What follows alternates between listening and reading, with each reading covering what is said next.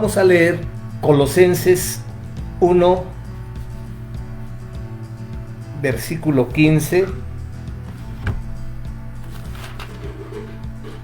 al 23, que es muy hermoso este texto.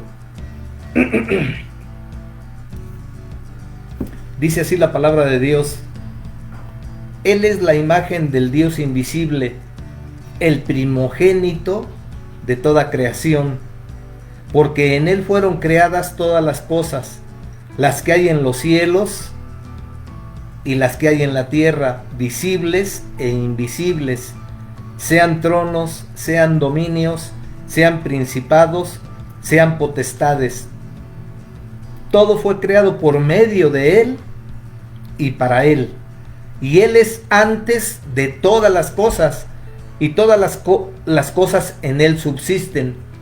Y Él es la cabeza del cuerpo, que es la iglesia, el que es el principio, el primogénito de entre los muertos, para que en todo tenga la preeminencia.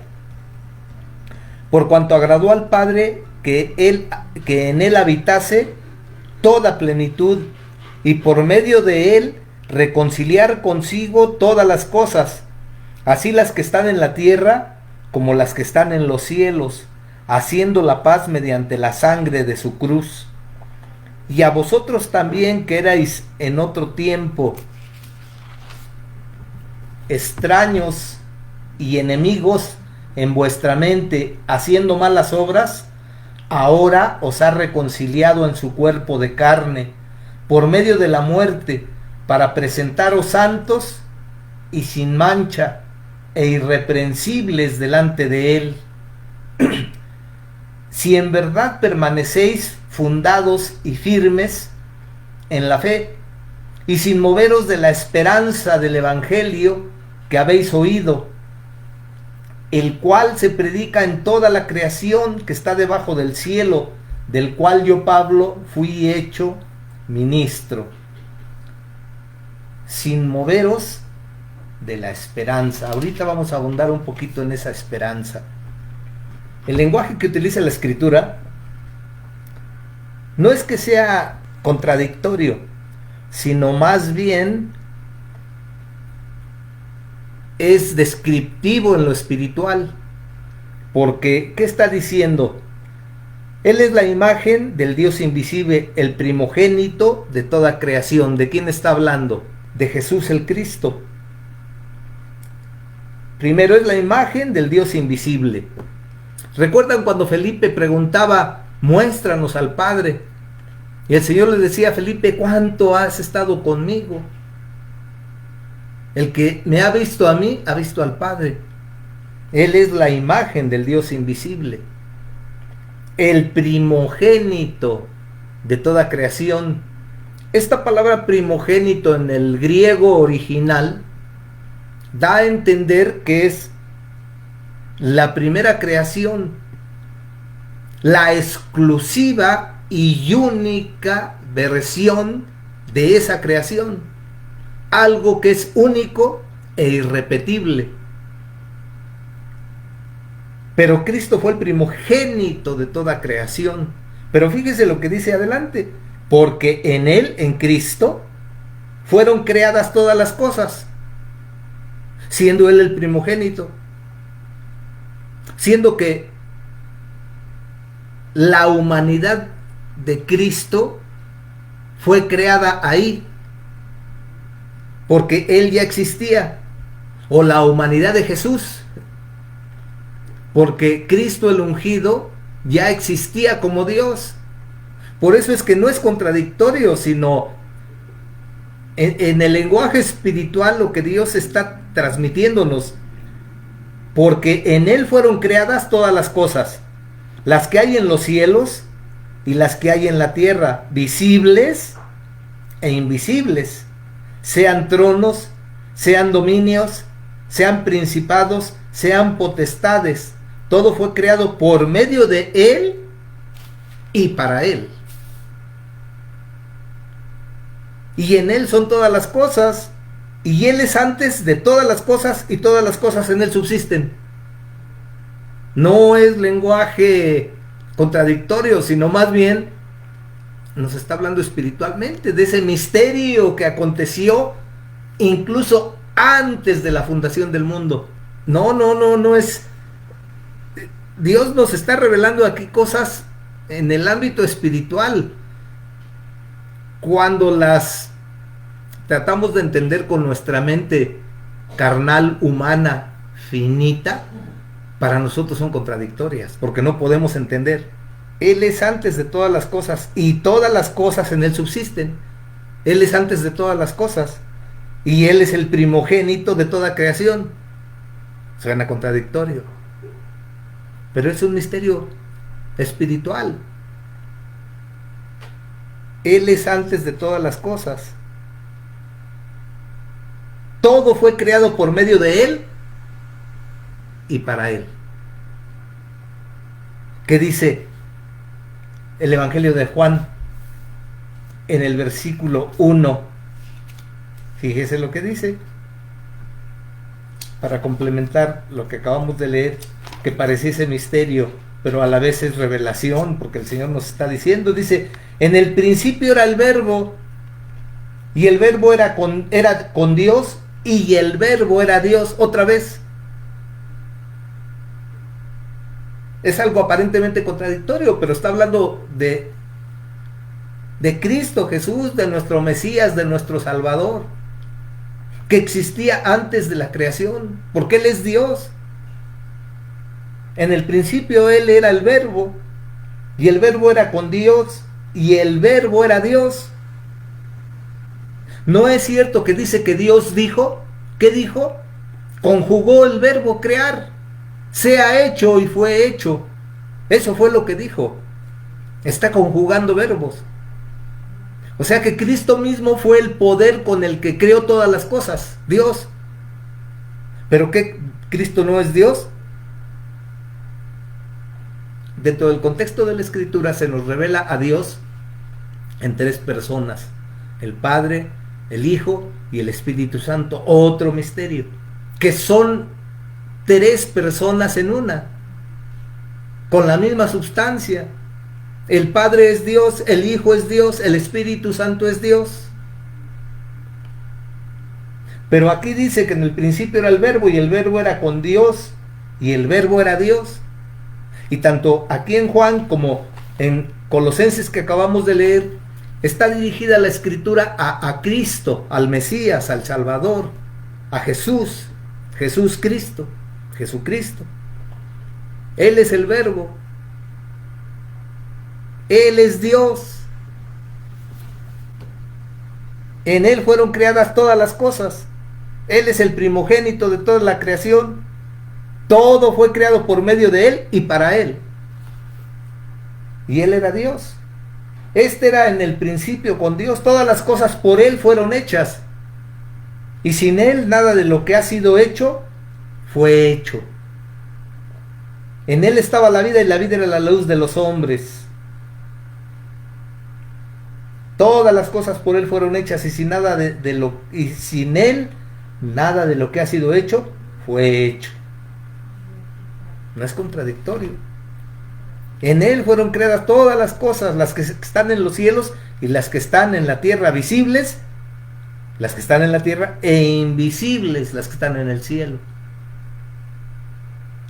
Sean tronos, sean dominios, sean principados, sean potestades. Está hablando de jerarquías espirituales, invisibles.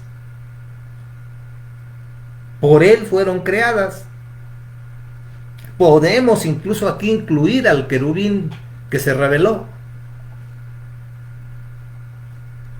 Son todas esas jerarquías espirituales.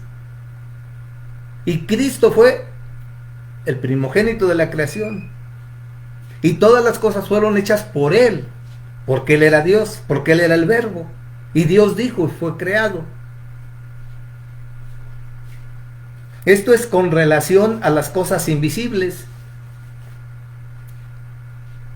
Pero la palabra dice que nosotros fuimos creados antes de la fundación del mundo. O sea, antes que el mundo se fundara, nosotros ya estábamos en el proyecto de Dios. Por eso vámonos a Romanos 8. Fíjese lo que dice Romanos 8. Esto es bien interesante porque nos explica cómo el Señor,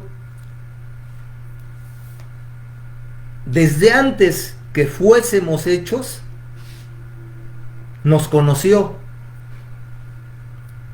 Ahí la explicación de la disputa que tenemos entre calvinistas y arminianos.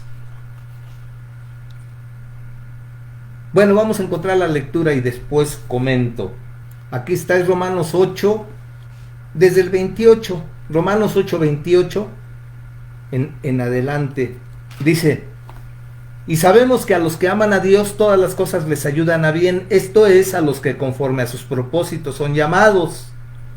Porque a los que antes conoció, también los predestinó para que fuesen hechos conforme a la imagen de su Hijo, para que Él sea el primogénito entre muchos hermanos. Y a los que predestinó, a estos también llamó.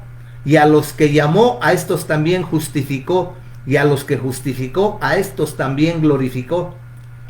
¿Qué pues diremos a esto? Si Dios es por nosotros, ¿quién contra nosotros? Fíjese el orden. A los que conoció, los predestinó. A los que predestinó, los llamó. Y a los que llamó, los justificó. Y a los que justificó, los glorificó. Ahora, vamos a encontrar, permítanme tantito. Fíjese lo que dice Efesios 1:4. Bueno, desde el 3 dice: bendito sea el Dios y Padre de nuestro Señor Jesucristo, que nos bendijo con toda bendición espiritual en los lugares celestiales en Cristo, según nos escogió en Él antes de la fundación del mundo, para que fuésemos santos y sin mancha delante de Él. Según nos escogió en Él antes de la fundación del mundo. ¿Por qué nos escogió? La respuesta está aquí en Romanos 8. A los que conoció, a estos los predestinó, los escogió. Pero antes de ser predestinados, dice que nos conoció.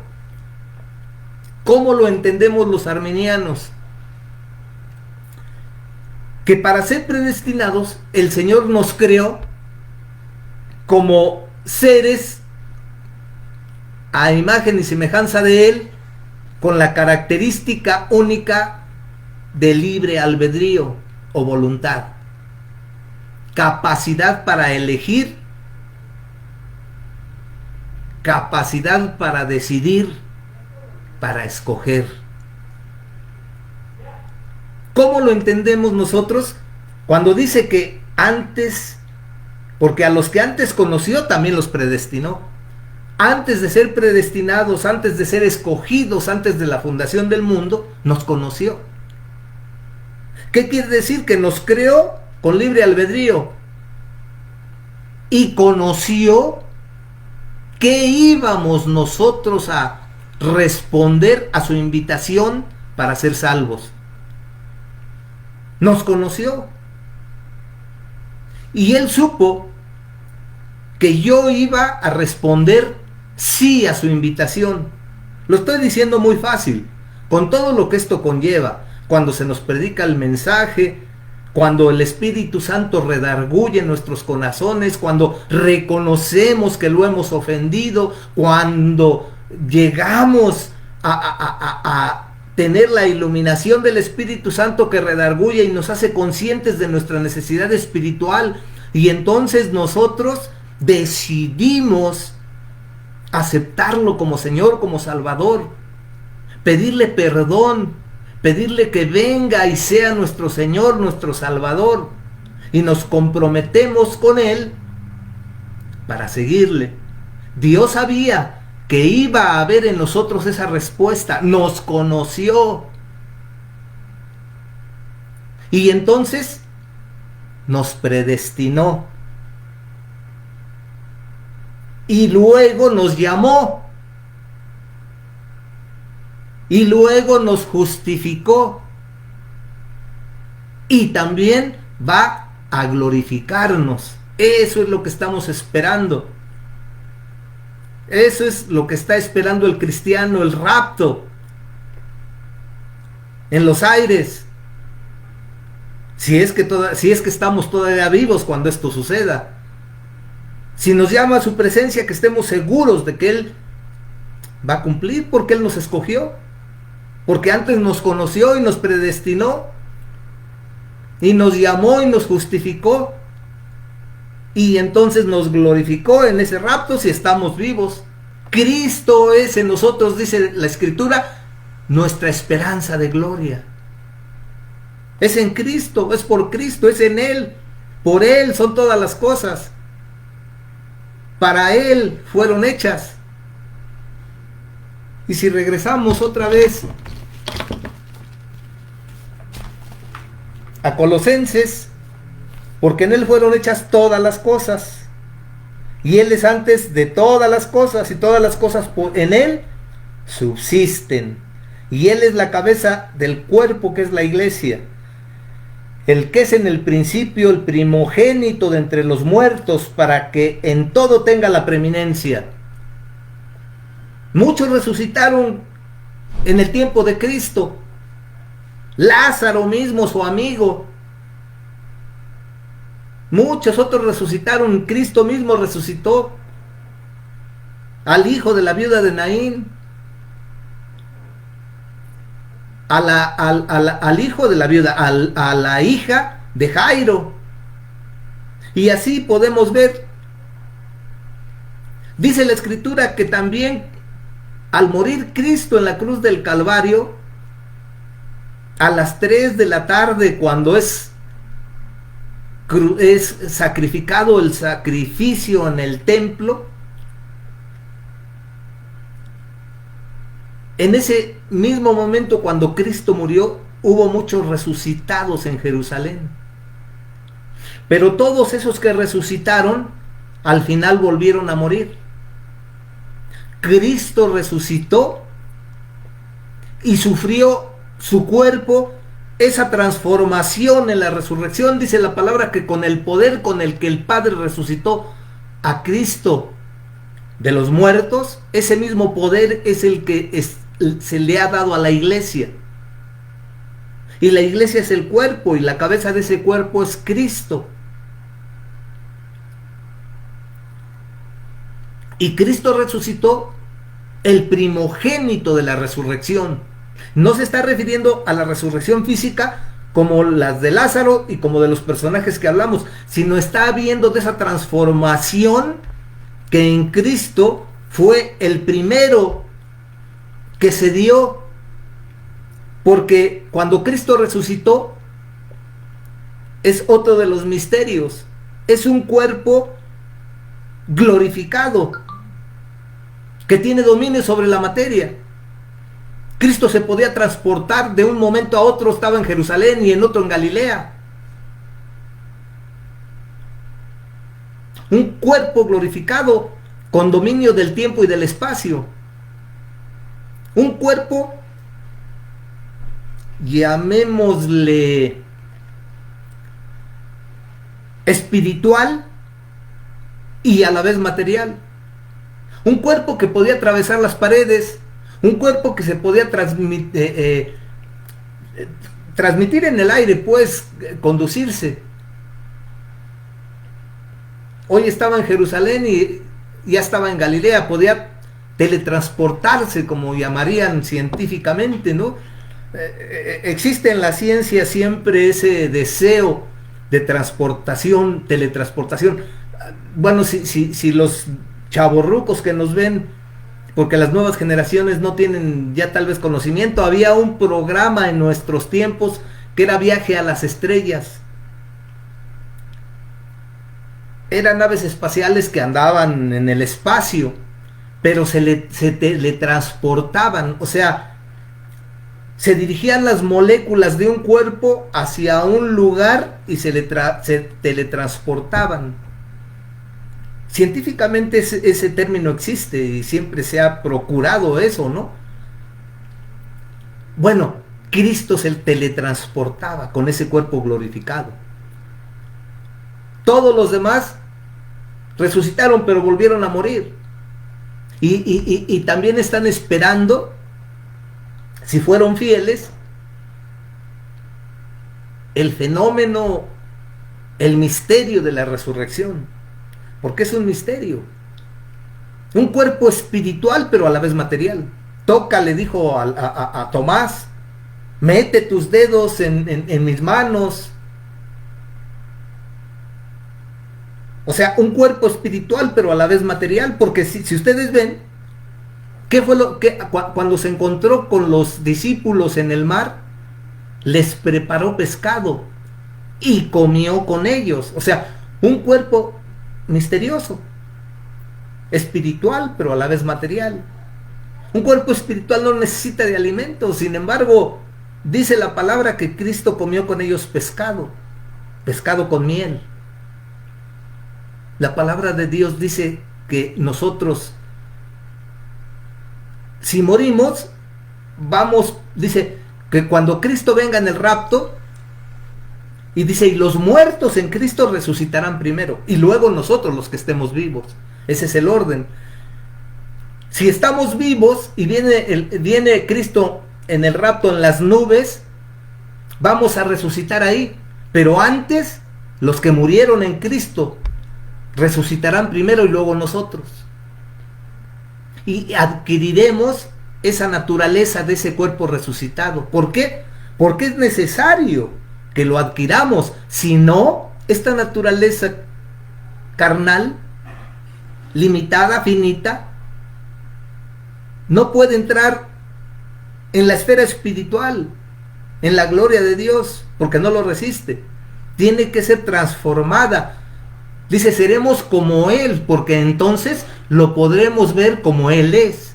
Entonces es necesaria la resurrección. Ese fenómeno, y todo es a través de Cristo. Leíamos lo que decía Romanos, porque a los que antes conoció, los predestinó, etcétera. No, es aquí mismo, y Él es la cabeza, porque por cuanto agradó al Padre que en Él habitase toda la plenitud, y por medio de Él reconciliar consigo a todas las cosas, los que están en la tierra como los que están en los cielos, haciendo la paz mediante la sangre de su cruz. Y a vosotros también que erais en otro tiempo extraños y enemigos en vuestra mente, haciendo malas obras, ahora os ha reconciliado en su cuerpo de carne, por medio de la muerte, para presentaros santos y sin mancha e irreprensibles delante de Él. Ahí vamos a ser glorificados cuando se lleve a cabo ese fenómeno misterioso de la resurrección. Vamos a ser glorificados porque seremos como Él, para que lo podamos ver. Si en verdad permanecéis fundados y firmes en la fe, porque si no permanecéis fundados y firmes en la fe, no vamos a resucitar. Y sin moveros de la esperanza del Evangelio que habéis oído.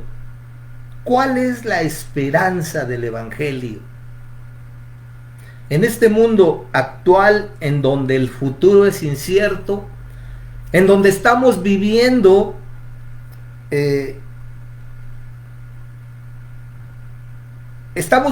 estamos viendo cumplirse la profecía, en este mismo momento somos actores, si se puede decir así, actores en medio del acto profético que se está cumpliendo. Si nos vamos a Mateo 24, la palabra de Dios a través de Cristo nos advierte: y oiréis de guerras y de rumores de guerras y otras cosas que van a suceder. Dice, pero todavía no es el tiempo. Apenas estamos iniciando los principios de dolores. Esto es todavía lo suave. Viene todavía lo duro. Y ya Dios nos aclaró que eso tiene que suceder. Entonces, hoy más que nunca, si siempre ha sido, vamos a decirlo así, nuestra obligación estar preparados hoy más que nunca. En cualquier momento el Señor nos llama, o en cualquier momento se desencadenan todos los acontecimientos que ya Él nos está informando en su profecía. Hoy más que nunca debemos estar preparados, sin moveros de la esperanza del Evangelio, fundados y firmes en la fe, sin moveros de la esperanza. Y en estos tiempos inciertos, lo único que nos puede dar esperanza, lo único que nos puede dar seguridad, es la palabra. Son las promesas, son los principios, son las palabras del Señor. Esta escritura son un tesoro. Es algo que debemos de buscar, de escudriñar, de entender, de pedirle a Dios que nos revele, que nos haga entender, que nos dé la capacidad para ser resilientes, tener resistencia, y por otro lado ser perseverantes, fundados y firmes en la fe, sin moveros de esa esperanza. Y quisiera leerles un pequeño artículo. No se puede aquí compartir, pero yo lo voy a leer, en donde habla precisamente de esa esperanza. ¿Dónde nace la esperanza?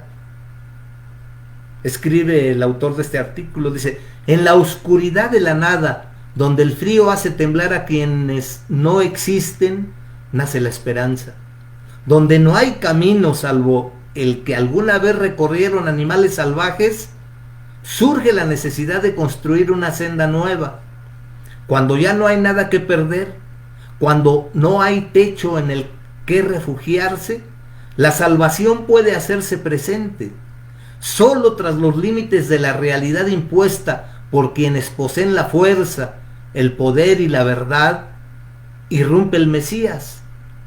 Donde nadie lo espera, donde es imposible, donde jamás se imaginó, ahí al final Dios se acerca a mujeres y hombres que desean una vida digna.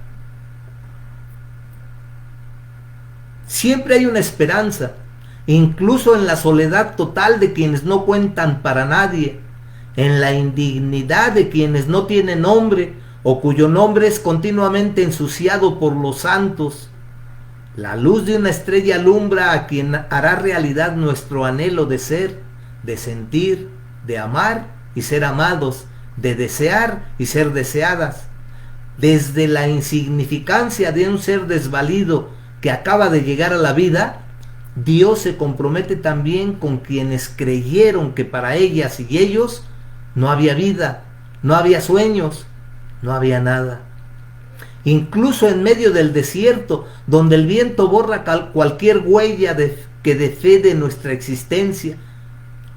A ver, lo voy a volver a leer. Incluso en medio del desierto, donde el viento borra cualquier huella que dé fe de nuestra existencia, es posible que el soplo del Espíritu Divino abra una nueva senda que nos lleve hacia la libertad, hacia la vida que anhelamos. Solo quienes no tienen caminos los buscan con ahínco, y solo ellas y ellos pueden encontrarlos, recorrerlos y vivir en la tierra prometida que hay tras ellos.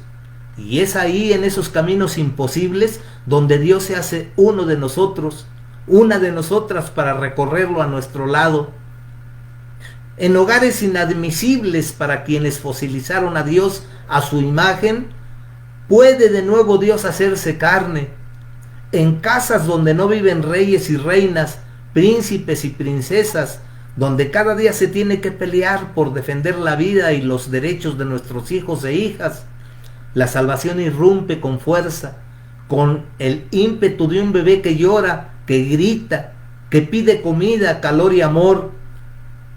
Viene la salvación de Dios a la vida de madres y padres, de hombres y de mujeres, cuya única casa es el amor que se profesan. Al final, de lo aceptable, de lo deseable, de lo digno para un Dios que se hizo papel, es posible que Dios se haga una de nosotras. Tras la realidad fija y excluyente que dicta la verdad de unos pocos, pero que se ha divinizado como verdad absoluta, surge la realidad de carne y hueso, la realidad diversa, imperfecta, sucia unas veces y brillante otras, por la que aquel niño vino a la vida. Solo en los despojos de la religión, de la economía, de la moral, de la salud, de lo divino, irrumpe el Mesías. Anhela vida quien no la tiene, espera con impaciencia el nacimiento de la salvación quien se siente oprimido, sueña de verdad con un mundo justo quien se sabe injustamente tratada, aspira a la libertad quien es consciente de no tenerla, y es ahí en esos anhelos, esperanzas, sueños y aspiraciones donde Dios está con nosotras para acompañarnos mientras lo construimos y lo hacemos poco a poco realidad. Y en esa voluntad común de vida, de verdad, de vida plena, también nos acompañan otras y otros que se reconocen excluidos, pero que no se dejan vencer por la desesperación, sino que sabiéndolo o no, se aferran a la esperanza que para nosotras y nosotros, cristianos y cristianas, anuncian el nacimiento del Salvador. La esperanza de una salvación, de una vida plena para todos y todas. Dice Colosenses 1:23, sin moveros de la esperanza del Evangelio que habéis oído, el cual se predica en toda la creación que está debajo del cielo, del cual yo, Pablo, fui hecho ministro. Y hay otro pasaje que habla acerca de esa venida de este Mesías. Está en Timoteo, 1 Timoteo 3:16. Y tiene como encabezado el misterio de la piedad. Esto te escribo, aunque tengo la esperanza de ir pronto a verte, le dice Pablo a Timoteo, para que si tardo, sepas cómo debes conducirte en la casa de Dios, que es la iglesia del Dios viviente, columna y baluarte de la verdad. E indiscutiblemente grande es el misterio de la piedad. Dios fue manifestado en carne, justificado en el Espíritu, visto de los ángeles, predicado a los gentiles, creído en el mundo y recibido arriba en gloria. Está hablando de ese misterio de la piedad. Está hablando de la decisión del Padre de enviar a su Hijo para resolver el problema del hombre. Y se nos presenta delante otro gran misterio. Porque lo que leímos dice que en el principio era el Verbo. Y Él es antes de todas las cosas. Él existía antes de todas las cosas. En Él y por Él son todas las cosas. Todas las cosas en Él subsisten y fueron hechas para Él. Sin embargo, Él tenía su lugar allá en la gloria. Había que resolver el problema del hombre. Había principios que el Padre había establecido. La paga del pecado es muerte. No hay justo ni aun uno. No hay quien haga lo bueno. No hay quien busque a Dios. Esa es la situación del hombre. Yo tenía que morir como fruto de ese principio establecido por Dios. Pero a Dios le plació enviar a su Hijo para que tomara mi lugar y muriera en lugar mío. Para eso tuvo que manifestarse en carne y ser justificado en el Espíritu. Sí, tuvo que dejar ese lugar allá en la gloria y despojarse de todo lo que tenía allá y tomar cuerpo, manifestarse en carne. Dice la palabra que fue hecho poco menor que los ángeles, o sea, fue hecho igual que nosotros como hombre, manifestado en carne. pero fue justificado en espíritu porque vivió una vida completamente santa, apartada. Y fue ahí cuando en el Jordán fue Juan y lo bautizó. No necesitaba bautismo, pero tenía que mostrarnos, dice, ejemplo os he dado para que como yo hago, vosotros también hagáis. El simbolismo del bautismo, además de todos los significados, va dirigido en ese sentido también de la resurrección. Somos sepultados en el agua, muertos, para levantarnos resucitados a una nueva vida, ahora viviéndola con la ayuda del Espíritu Santo. Nacemos de nuevo, morimos y nacemos otra vez para empezar a vivir ahora una vida de acuerdo a los principios de Dios. Ese es el simbolismo del bautismo. Pero dice la palabra que Cristo en su carne tuvo que ser bautizado para dar ejemplo. Y cuando dice que subió del agua, vino del cielo una voz del Padre que dijo: este es mi Hijo amado, en el cual me complazco, en el cual tengo complacencia. Este es mi Hijo amado,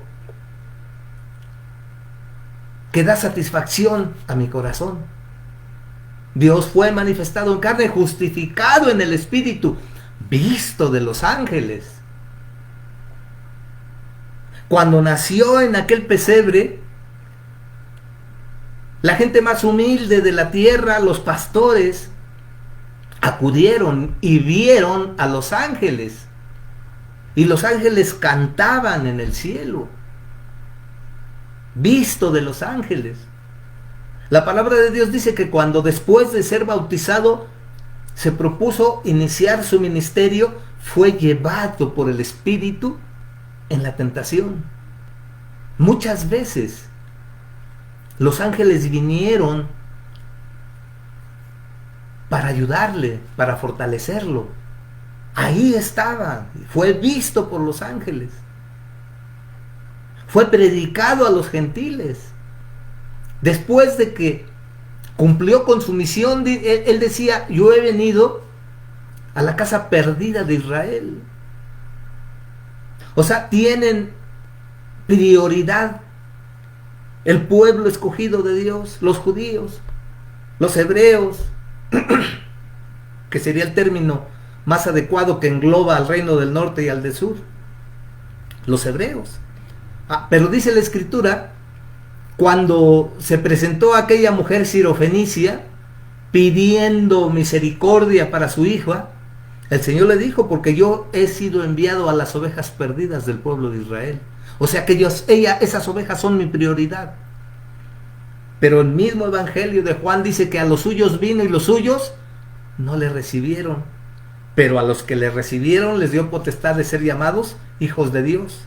No nacidos de carne, ni de sangre, ni de voluntad de varón, sino nacidos a través del Espíritu Santo de Dios. Nosotros, como leíamos ahí mismo en Colosenses, capítulo 1, versículo 21, y a vosotros también, que erais en otro tiempo extraños y enemigos en vuestra mente, haciendo malas obras, ahora os ha reconciliado en su cuerpo. Éramos extraños y enemigos.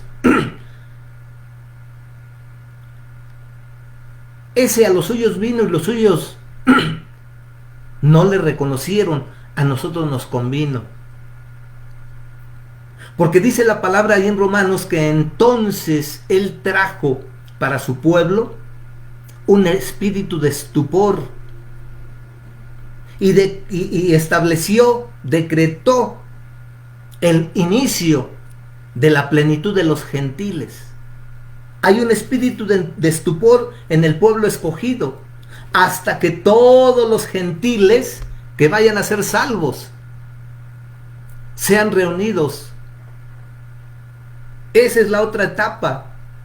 Si ahorita estamos viviendo, decíamos, en tiempos proféticos, sigue vigente la oferta, sigue vigente el sacrificio de Cristo, sigue vigente la sangre que Él derramó para todo aquel que abra su corazón, para todo aquel que reconozca su necesidad espiritual. Él está dispuesto a entrar a su vida, Él está dispuesto a justificar, a perdonar, a limpiar, a llamar. Él está dispuesto, sigue vigente. Ese sacrificio sigue vigente. Y dice ahí más adelante la Escritura que muchos tienen por tardanza la venida del Señor. Pero no es tardanza, porque dice la misma Escritura que Él no quiere que nadie se pierda, sino que todos procedan al arrepentimiento, que se cumpla la plenitud de los gentiles.